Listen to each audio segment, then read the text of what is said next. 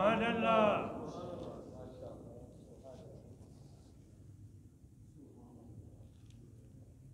بزرگوں، بھائیوں، عزیزوں، آج رجب شریف کی آخری تاریخ ہے۔ اللہ اکبر۔ کل سے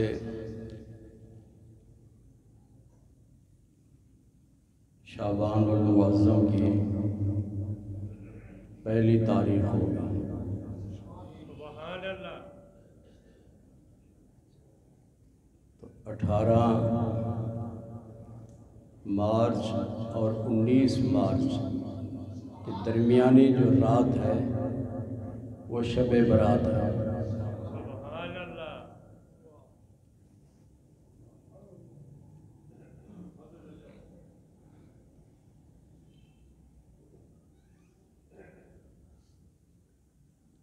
آج کے اس جمعۃ المبارک میں حاضری کے لیے ہمارے معزز مہمان جناب الحاج محمد یاسین صاحب مدینہ منورہ سے تشریف لائے۔ سبحان اللہ۔ پہلے ان کے صاحبزادے آئے تھے، اس جمعہ سے پچھلے جمعہ تھے غالباً، تو حاجی صاحب تو اس مسجد میں کئی دفعہ آ چکے ہیں۔ سبحان اللہ۔ ابھی ہم نے اس مسجد کا پلاٹ لیا تھا، 1.5 کنال یہ جگہ ہے۔ کتنی؟ 1.5 کنال۔ اور یہ تقریباً 65 یا 66 لاکھ کا یہ پلاٹ خرید کیا تھا اس وقت، 1.5 کنال 30 مرلے۔ اب تو 30 لاکھ روپے ایک مرلے کی قیمت ہے۔ تو آپ سب حضرات کی مدد سے، اہل علاقہ کی مدد سے، پوری دنیا میں جتنے میرے مرید رہتے ہیں، دوست احباب، ان سب کی مدد سے یہ مسجد اس مقام پہ پہنچی۔ سبحان اللہ۔ کروڑوں روپے اس پہ خرچ ہو چکے ہیں۔ نیچے تہہ خانہ ہے اور اس کے اوپر بھی ایک منزل ہے، اور آخری منزل پہ ہم مدرسہ بنا رہے ہیں، جس میں دوسرے مدرسوں کا جو نصاب ہے، اس نصاب سلیبس کو کہتے ہیں درس نظامی۔ حفظ کلاس تو یہاں چل رہی ہے ہماری، ناظرہ کلاس بھی، اور نیچے تہہ خانے میں اکیڈمی چل رہی ہے۔ تو اللہ تبارک و تعالیٰ نے اس موقع پر ہم نے زمین کی قیمت دینی تھی، ادا کرنی تھی، تو شیخ انور صاحب اور ان کے جو دوسرے ساتھی تھے، شیخ صاحب بڑے پیارے مرید ہیں اور بڑی محنت ہے ان کی، تو ان سب کی کوششوں سے ہم نے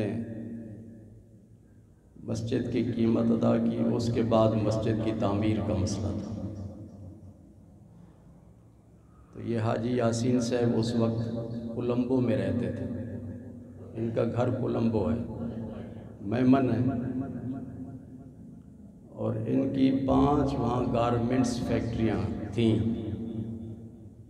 5 گارمنٹس، اور ایکسپورٹ کرتے تھے امریکہ میں گارمنٹس کو، لیکن داتا حضور کے عرس پہ باقاعدگی سے حاضر ہوتے تھے۔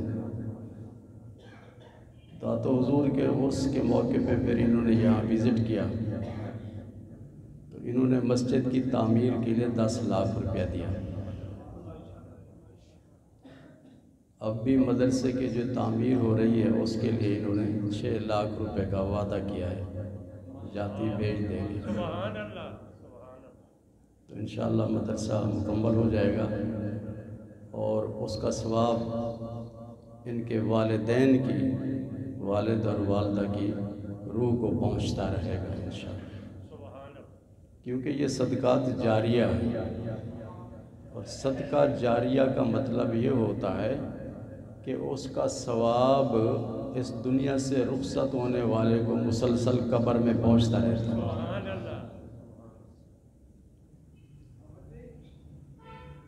اسی طرح دعا ہے کہ اللہ تبارک و تعالی دوسرے جو لوگ ہیں ہمارے دوست احباب، ان کو بھی اس مدرسے کی خدمت کرنے کی توفیق عطا فرمائے۔ گزشتہ 3-4 جمعۃ المبارک کے خطابات میں نے معراج شریف پہ گفتگو کی اور بتایا تھا کہ حضور صلی اللہ علیہ وسلم کو 34 معراجیں حاصل ہوئیں۔ کتنی؟ 34۔ ایک بات میں بھول گیا تھا، تو حاجی وہاں کولمبو میں میمن مسجد ہے، تو ان کے بزرگوں نے پرانے طریقے سے محراب بنایا ہوا تھا، تو جب حاجی صاحب اس میمن مسجد کے صدر بنے تو انہوں نے اس محراب کو وسیع کیا اور محراب کے اوپر گنبد خضرا کی تصویر بنا دی۔ بہت خدمت کی انہوں نے مسجد کی، تو اللہ تبارک و تعالیٰ نے اس مسجد کی خدمت کے طفیل ان کو مدینہ منورہ میں بزنس ویزا مل گیا۔ بزنس ویزا میں عربی کا کوئی کفیل کا کوئی تعلق نہیں ہوتا، وہ تنگ کرتے ہیں نا عربی۔ تو انہوں نے اپنی وہ جو 5 فیکٹریاں تھیں، گارمنٹس فیکٹریاں، وہ فروخت کر کے سارا سرمایہ یہاں لے آئے اور گورنمنٹ نے ان کو پلاٹ دیا، فری پلاٹ دیا، تو اس پہ انہوں نے پھر مدینہ منورہ میں گارمنٹس فیکٹری لگائی۔ تو ان کے لیے اچھا ایک کنواں ہے جس کا نام ہے بیر روحا، کیا اس کنویں کے پانی کی تاثیر یہ ہے کہ جو مریض بھی اس کا پانی پیے تو اللہ تبارک و تعالیٰ اس کو شفا عطا کرتا ہے۔ حضور صلی اللہ علیہ وسلم جب اس طرف جاتے تھے سفر پہ تو آپ ایک رات وہاں گزارتے تھے۔ ہر روز سینکڑوں کی تعداد میں لوگ وہاں جاتے ہیں، تو ظاہر ہے کہ زیارت کے لیے جاتے تھے تو نماز کا ٹائم ہو جاتا تھا۔ اب نماز کا ٹائم ہو گیا تو نماز کہاں پڑھیں؟ وہاں کچھ لوگوں نے چھوٹی سی مسجد بنائی ہوئی تھی، چھوٹی سی بالکل، چھت نہیں تھا اس پر، بس جس نے نماز پڑھنی ہوتی تھی وہاں پڑھ لیتا۔ اب حاجی صاحب نے اپنے چند دوستوں کو ساتھ ملا کے بہت بڑی مسجد بنا رہے ہیں بیر روحا، اس کنویں کے ساتھ بہت بڑی مسجد بنا رہے ہیں۔ اس کا ڈھانچہ مکمل ہو گیا، پلستر بھی ہو گیا، اب اس کی فنشنگ ہو رہی ہے۔ اس کا سنگ بنیاد میں نے رکھا۔ اللہ تبارک و تعالیٰ ان کی ان تمام خدمات کو اپنی بارگاہ اقدس میں شرف قبولیت عطا فرمائے۔ 34 معراجیں، کتنی؟ 33 معراجیں روحانی ہیں اور ایک معراج جسمانی ہے۔ ایک معراج جسمانی معراج کا مطلب یہ ہے کہ اللہ تبارک و تعالیٰ نے حضور صلی اللہ علیہ وسلم کو جسم کے ساتھ مکہ مکرمہ سے لامکان پہ پہنچایا، اور لامکان پہ آپ کا جسم پاک موجود تھا۔ تو حضور صلی اللہ علیہ وسلم نے اپنے سر مبارک کی ان آنکھوں سے رب کا دیدار کیا۔ یہ ہے جسمانی معراج۔ کیا؟ اور یہ معجزہ ہے کہ جسم وہاں پر لامکان، یعنی 7 آسمانوں کو عبور کرتے ہوئے، سدرۃ المنتہا عرش الہی کو عبور کرتے ہوئے لامکان پہ پہنچا۔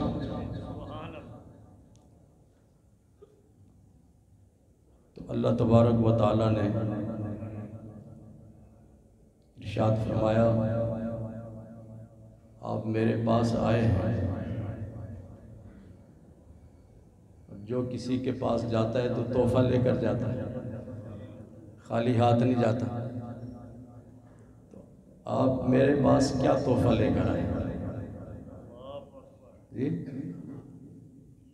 اللہ تعالیٰ تو آسمان زمین کے تمام خزانوں کا مالک ہے، اس کو تو کسی چیز کی ضرورت نہیں ہے۔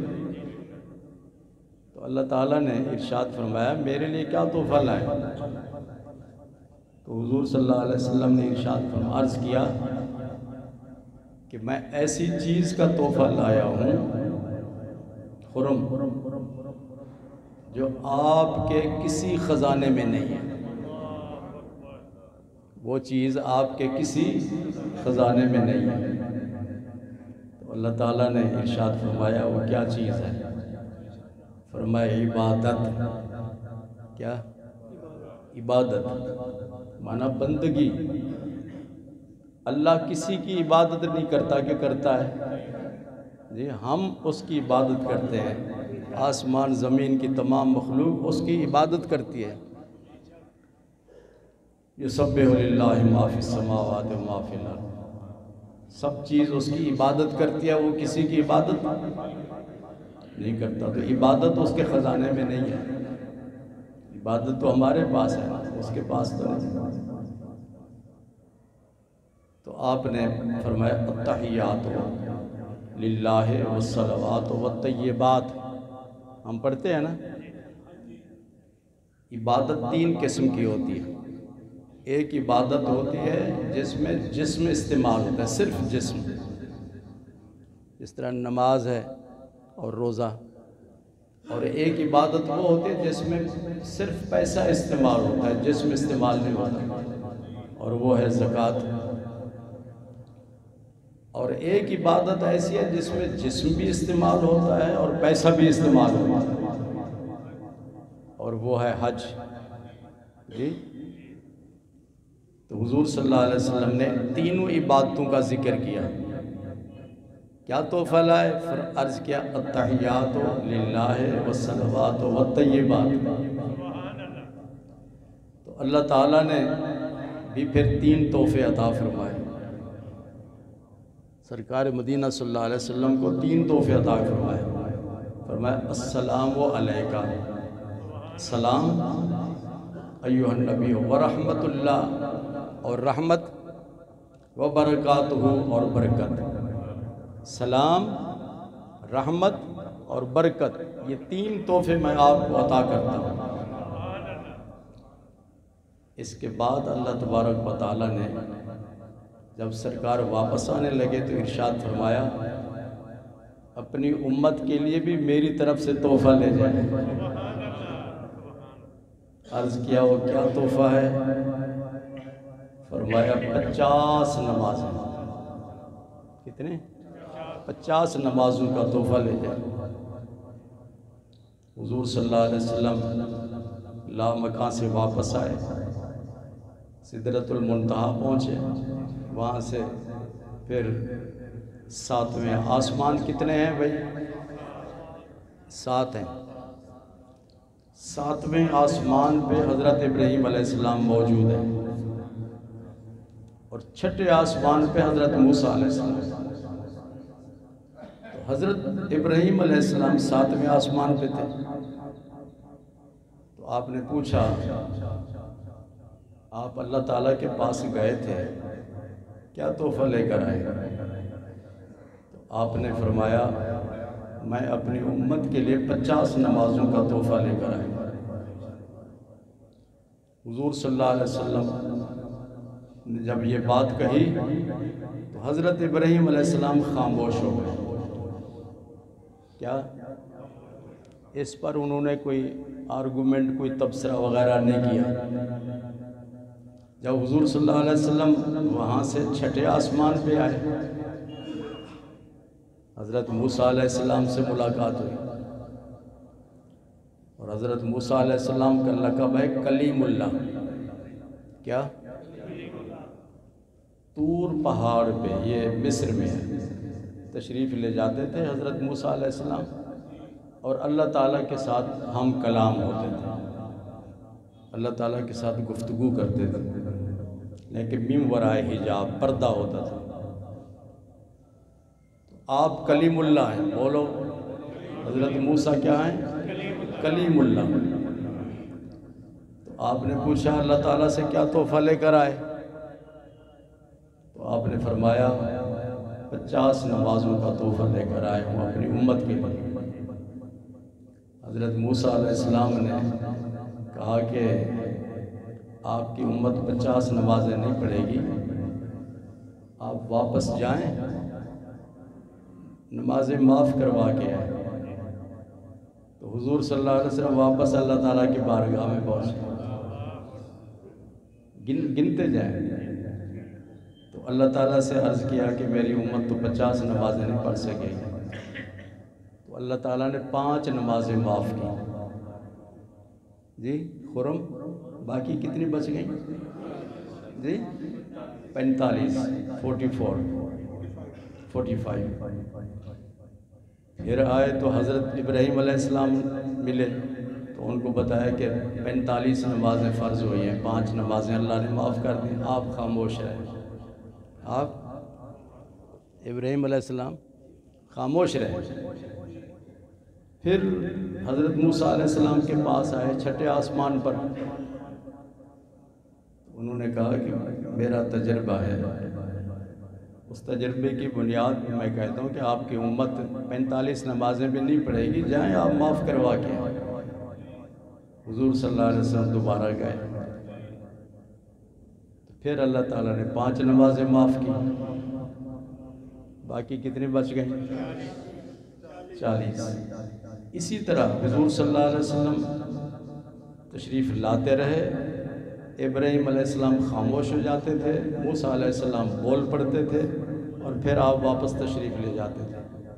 9 مرتبہ حضور صلی اللہ علیہ وسلم اللہ تعالیٰ کی بارگاہ میں حاضر ہوئے۔ کتنی؟ 9 مرتبہ۔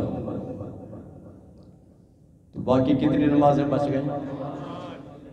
یاسر 5 نمازیں بچ گئیں۔ تو حضرت ابراہیم علیہ السلام نے پوچھا تو فرمایا 5 نمازیں فرض ہیں، خاموش ہو گئے۔ حضرت موسیٰ علیہ السلام کے پاس گئے تو حضرت موسیٰ علیہ السلام نے کہا جناب وہ 5 نمازیں بھی آپ کی امت نہیں پڑھے گی۔ بات صحیح کی انہوں نے۔ کئی لوگ تو ایسے ہیں جو صرف جمعہ کی نماز پڑھتے ہیں، باقی نمازیں ہضم، اور کئی ایسے لوگ ہیں جو صرف سال کے بعد عید کی نماز پڑھتے ہیں، باقی نمازیں ہضم کر جاتے ہیں۔ پھر میرے پاس آ جاتے ہیں، پیروں کے پاس چلے جاتے ہیں، فقیروں کے پاس جاتے ہیں، کہتے ہیں جی میرا کاروبار نہیں چل رہا، جی یاد رشتے میں میری بندش ہے، رشتہ نہیں ہو رہا۔ لوگ آتے ہیں، رشتہ دیکھتے ہیں، پسند بھی کر جاتے ہیں، پھر بعد میں خاموش ہو جاتے ہیں، ہے نا؟ ایسے کئی مسائل ہیں ہمارے، تو وہ تعویذ لینے کے لیے آ جاتے ہیں، جی دکان میں برکت کے لیے، کاروبار میں برکت کے لیے تعویذ دیں۔ جب ان سے کہا جاتا ہے، پوچھا جاتا ہے وہ نماز پڑھتے ہو؟ نہیں جی ٹائم نہیں ملتا، کھانے پینے کے لیے ٹائم ہے، نوکری کے لیے ٹائم ہے، کاروبار کے لیے ٹائم ہے، اور 10 منٹ نماز کے لیے نہیں ہے۔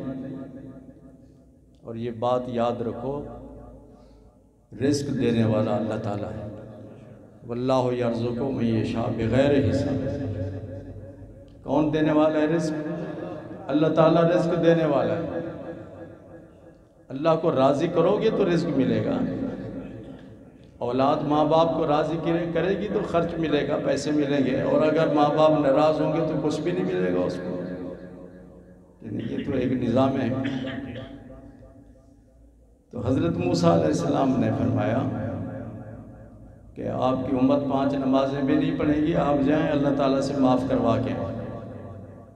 تو حضور صلی اللہ علیہ وسلم نے ارشاد فرمایا اب مجھے حیا آتی ہے کہ میں جاؤں اور 5 نمازیں معاف کرواؤں. مجھے امید ہے کہ میری امت پڑھے گی نماز.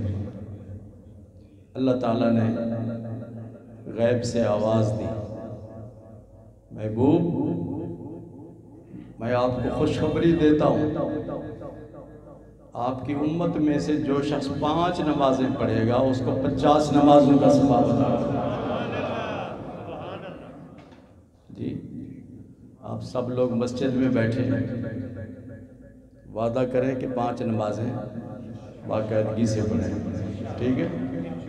اور یہ بات ذہن نشین کر لو کہ صبح کی جو نماز ہے اس کا رزق کے ساتھ بہت گہرا تعلق ہے، کیونکہ حضور صلی اللہ علیہ وسلم نے ارشاد فرمایا الصبح تو تمنع الرزق، فجر کے وقت جو شخص سویا رہے نماز نہ پڑھے اللہ تعالیٰ اس کو رزق سے محروم کر دیتا ہے. اللہ تعالیٰ ہمیں اس کی توفیق دے. اب 2 سوال ہیں خرم. پہلا سوال تو یہ ہے کہ جب اللہ تعالیٰ کو علم تھا کہ میں نے بالآخر 5 نمازیں فرض کرنی ہیں تو شروع میں 5 نمازیں فرض کر دیتا. جی 50 نمازیں کیوں فرض کی؟ اگر 5 کر کے معاف کرنی تھی تو بہتر تو یہی تھا کہ پہلے 5 نمازیں فرض کر دیتے. تو شروع میں 50 نمازیں کیوں فرض کی؟ سمجھ آ رہی ہے کہ نہیں؟ اس کا جواب یہ ہے، پیچھے کر لو تھوڑا سا، ادھر ہی کر لو پیچھے اپنے پاس، اور کریں. تو اس کا جواب یہ ہے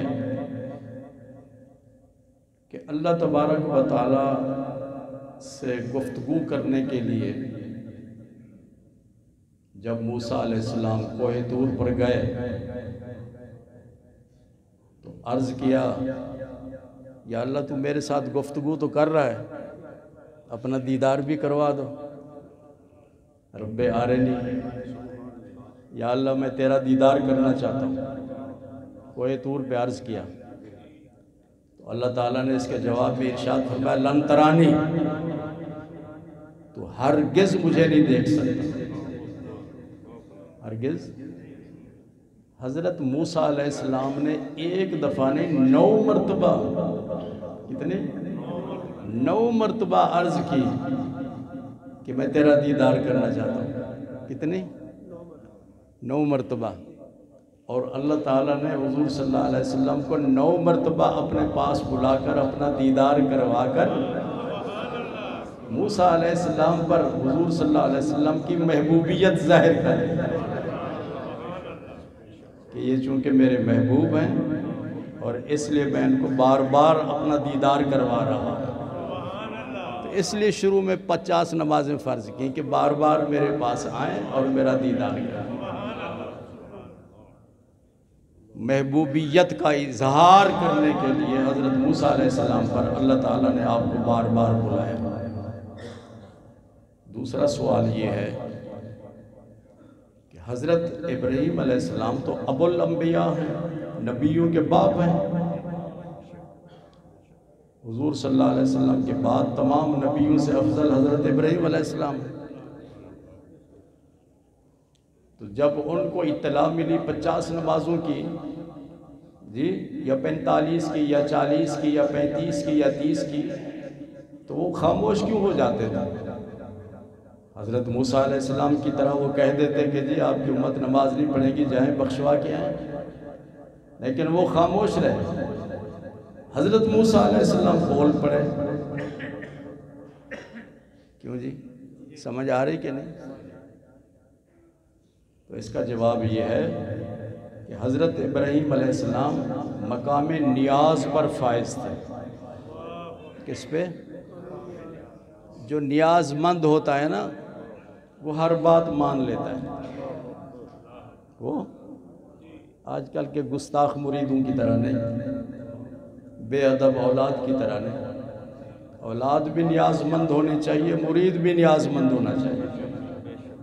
تو حضرت ابراہیم علیہ السلام مقام نیاز پر فائز تھے، اللہ نے جو بھی حکم دیا اس پہ انہوں نے عمل کیا۔ سبحان اللہ، بچے کی قربانی دے دی کہ نہیں؟ اسی طرح آگ میں آپ چلے جائیں تو آگ میں آپ چلے گئے، اللہ نے جو حکم دیا اس پہ انہوں نے عمل کیا، کیونکہ وہ نیاز مند تھے، مقام نیاز پر فائز تھے۔ اور حضرت موسیٰ علیہ السلام چونکہ کلیم اللہ تھے، اللہ تعالیٰ کے ساتھ گفتگو کرتے تھے، وہ مقام ناز پر فائز تھے، مقام بلا تشبیہ و تمثیل۔